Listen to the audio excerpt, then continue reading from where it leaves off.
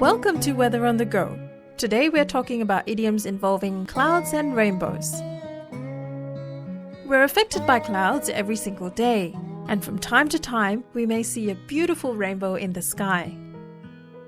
If you look up right now, you're most likely to see clouds in the sky. Have you ever been so happy that you felt like you were floating and you could touch the clouds? That's what people say when they're on cloud 9. To be on cloud 9 means to be extremely happy.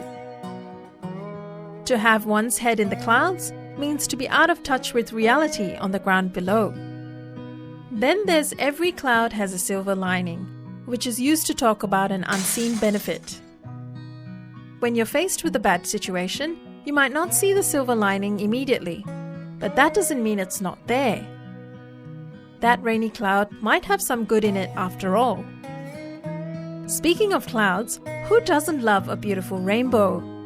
Here in Australia, we see many beautiful rainbows that come about due to changing weather conditions.